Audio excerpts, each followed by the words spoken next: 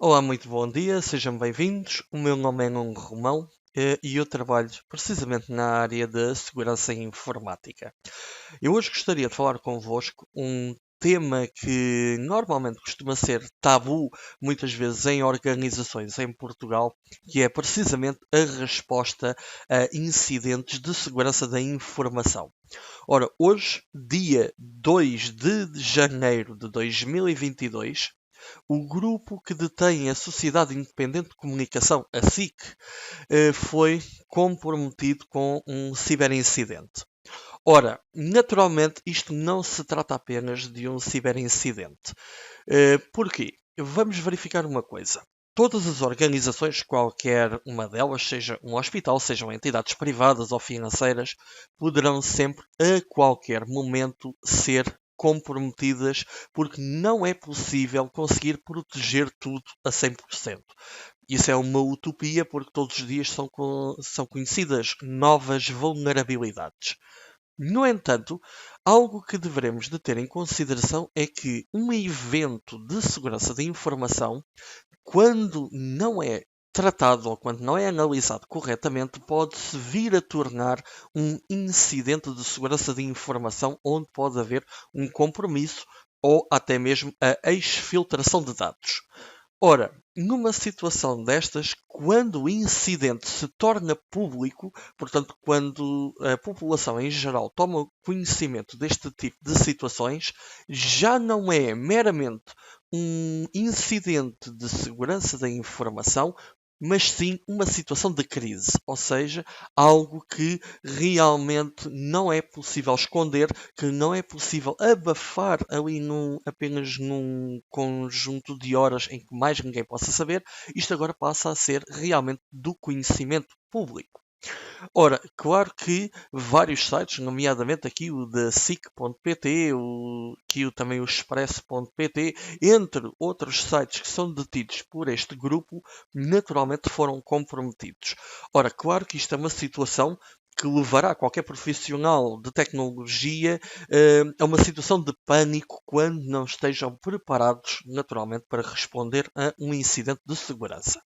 Aquilo que devemos de fazer, naturalmente, numa situação destas, é manter, obviamente, a calma e não tentar hum, resolver uma situação de ransomware. Ora, ransomware, de acordo com as mensagens que aqui estão, portanto, a indicar você sofreu um ataque de ransomware, ou seja, para quem não conhece, o ransomware é malware, portanto, não é propriamente vírus, porque existem várias classificações, vírus, worms, trójanos, embora eu não irei entrar nesse detalhe, mas é malware, software malicioso que normalmente cifra todos os conteúdos que possam estar no computador, desde os ficheiros, as bases de dados, entre tudo aquilo que possa ser tocado no computador fica cifrado. Ora, quando estamos perante algo dentro desta magnitude, já estamos a afetar várias plataformas. Contudo, o que é que devemos de primeiramente analisar e ter em consideração? Acima de tudo, quando nós estamos perante uma crise deste género, em que inclusive dentro da própria conta do Twitter aparenta estar comprometida, nós conseguimos verificar que realmente isto é então uma situação de crime premeditado. Ou seja, nós devemos de ter sempre em consideração que aquilo que estamos a visualizar neste momento deve ser tratado como qualquer outro crime. Porque, ao abrigo da nossa legislação, portanto a Lei 109 de 2009, também conhecida como a Lei do Cibercrime, nós temos precisamente no artigo 6º, que eu gostaria, e acho que estou aqui próximo, ora, exatamente, artigo 6º, o acesso ilegítimo, que é precisamente aquilo que se trata neste momento, alguém que não esteja autorizado a entrar num dado sistema está a ocorrer num crime punível com prisão. Ora, inclusive, devemos considerar que a tentativa, mesmo que seja falhada, também é considerado crime. Ou seja, aquilo que nós estamos a verificar, se é uma situação de crime, deverá naturalmente de ser encaminhado para a Unidade Nacional de Combate ao Cibercrime e à Criminalidade Tecnológica. Portanto, a Polícia Judiciária possui precisamente esta unidade para analisar este tipo de crimes. Claro que qualquer técnico ficaria em pânico com esta situação. Aquilo que devemos de evitar, naturalmente, é tentar corrigir a situação na hora ou tentar reverter o ransomware. Ou seja, devemos manter a calma e isolar o sistema. Mas aqui leva-nos a uma situação ligeiramente diferente. Porquê? Porque nós, neste momento, aquilo que devemos de fazer com algum rigor é tentar, obviamente, responder a um incidente. Ora, vamos ver. Quando estamos, então, a analisar precisamente este tipo de situações, em que nós realmente pretendemos ver e gerir, obviamente, aqui um incidente ou um ciberincidente, devemos de considerar alguns fatores. Nomeadamente, termos a consciência de que queremos proteger, obviamente, a confidencialidade dos dados, que, de acordo com a mensagem que estávamos a visualizar, poderão estar comprometidos, dado que dava a indicação de que os dados viriam a público caso não seja pago, neste caso, o resgate. Naturalmente, temos que garantir que nenhum dado foi adulterado e que a disponibilidade dos nossos serviços naturalmente continuam em funcionamento. Contudo, esta componente devemos de ter sempre consciência que faz parte apenas da componente tecnológica da segurança da informação. Porquê? Porque a confidencialidade, a integridade e disponibilidade pertence apenas ao domínio das tecnologias e devemos de saber que a segurança da informação são tecnologias, pessoas e processos. Ora, mas regressando à componente da resposta a incidentes, vamos ver o seguinte.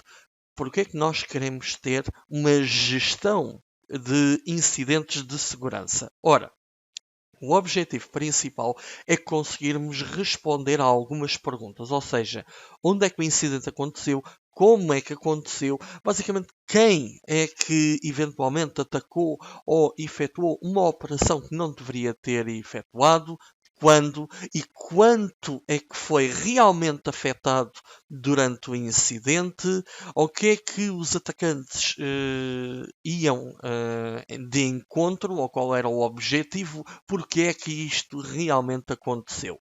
Ora, claro que quando nós entramos numa componente de resposta a incidentes, obviamente que a resposta deve ser preparada primeiro, ou seja, termos uma fase inicial de preparação em que exista um plano de resposta, um plano de contenção, como é que nós naturalmente iremos responder a vários tipos de incidentes.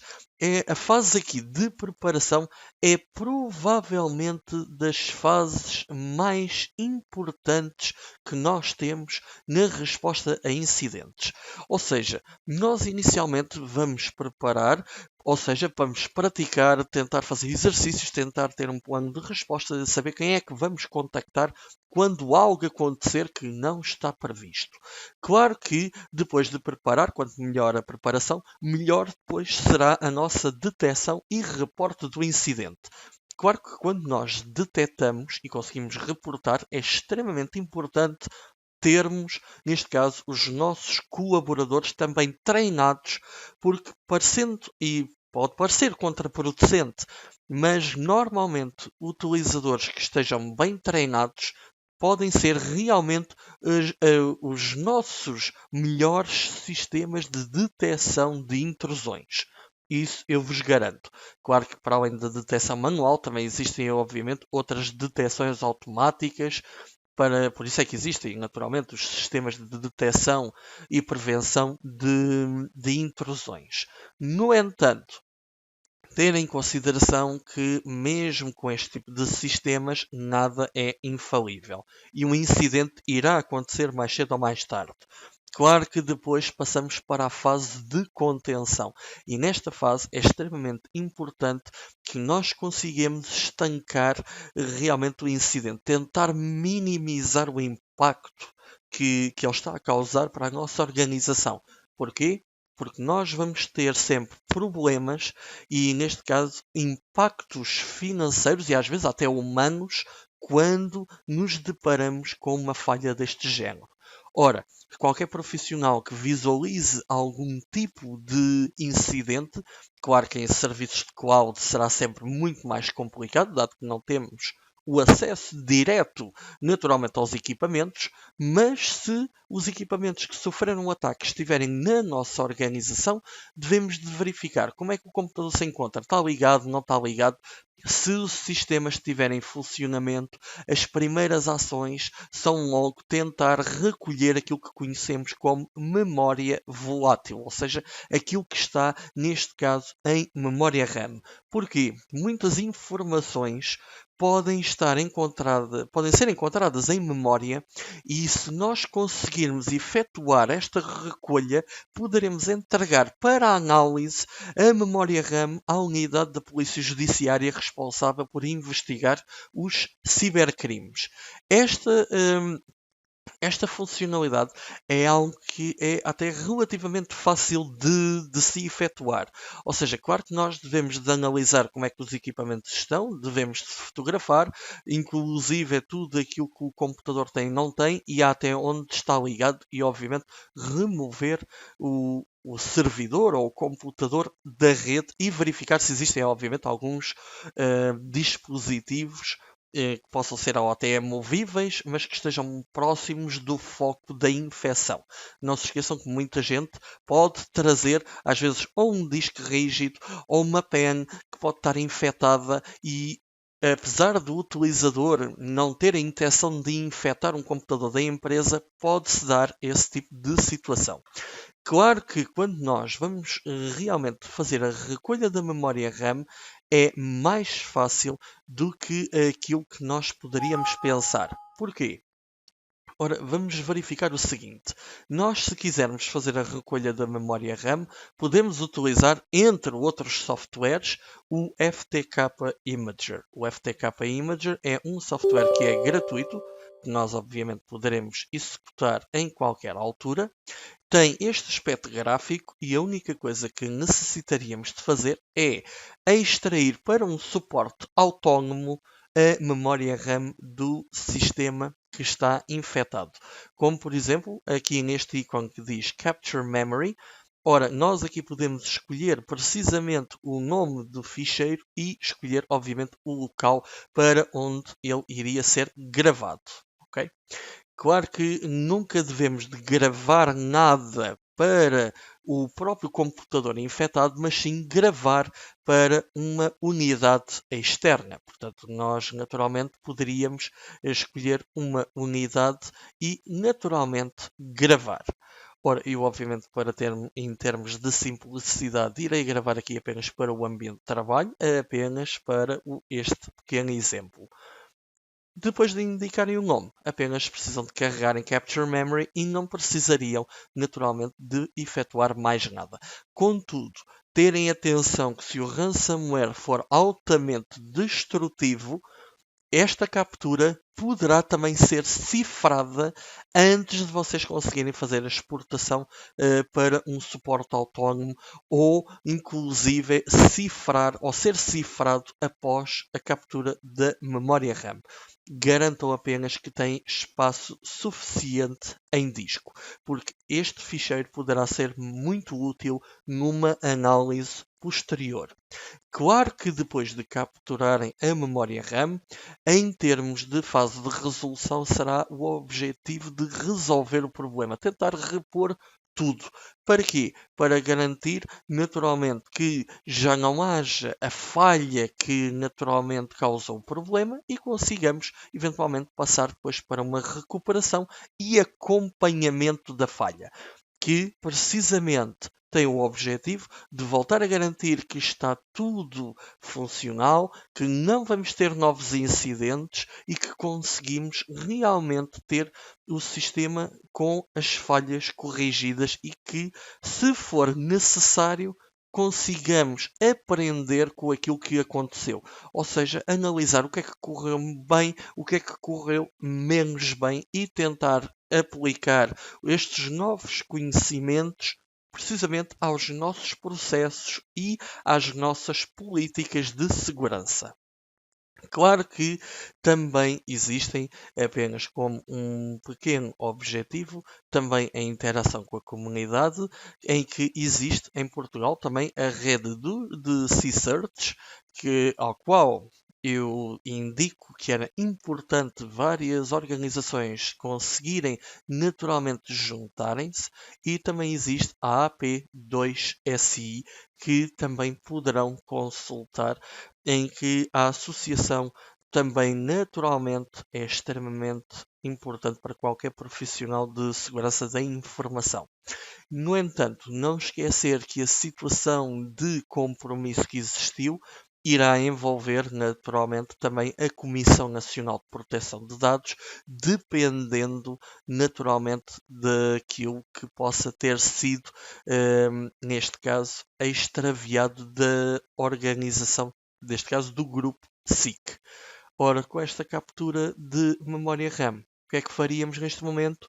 Contactar a unidade da Polícia Judiciária e, naturalmente, facultar toda esta informação.